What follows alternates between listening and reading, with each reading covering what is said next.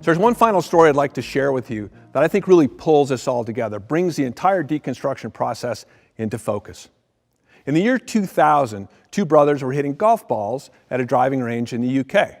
Now they decided that that was drudgery and just wasn't much fun at all. Unfortunately for the sport of golf, that's not a unique experience. A generation raised on video games was rapidly deciding that golf was an expensive, time-consuming luxury. A luxury, not a hobby, that was difficult to learn and in the final assessment, just not worth the effort. But the brothers thought that they could help, that they could find a way to work on their game and still have fun in the process. To figure this out, they embraced the 5 steps of the deconstruction process. First, they declared that they would re-examine the very nature of golf itself, but not from the perspective of a purist, from the perspective of an enthusiast. So their goal was to remake golf into this engaging entertainment experience by making it more social and just plain more fun. Second, they disassembled the game of golf into its component parts, and they decided to focus on the long game. Now, that's typically one of the most challenging aspects of the game for beginners. And I know, since I've been a beginner at golf for about 30 years at this point. But they decided to focus on that because it was the area where there was the most to gain and because no one had ever done that before. Third, as they looked at the possibilities, they discovered a possible mashup of games and technologies.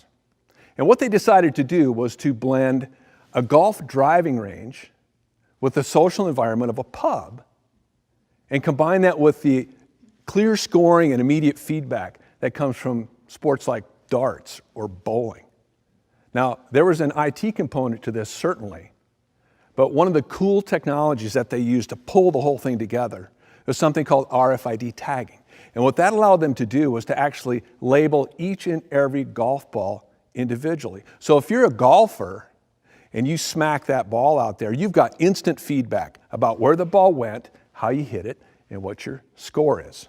So no more lost balls, no more drudgery putting in time on the range wondering what happened, just no more drudgery.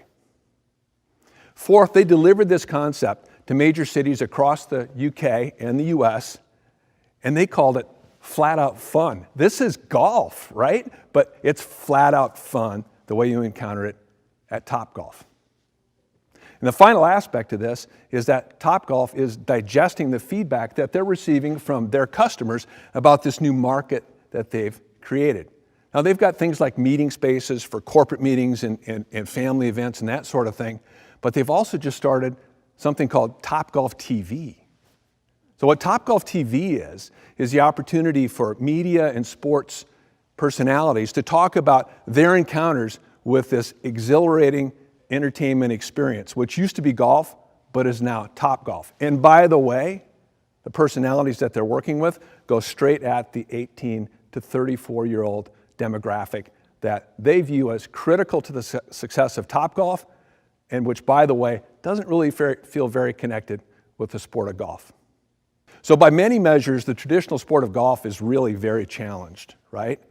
10 golf courses close for every one that opens every year in the United States, and it's estimated that 200,000 golfers give up the sport every year. But that's golf, not Topgolf.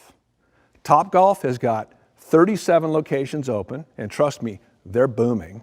They've got 18 more in the plans, which would give Topgolf a total of 55 locations in 6 countries on 4 continents.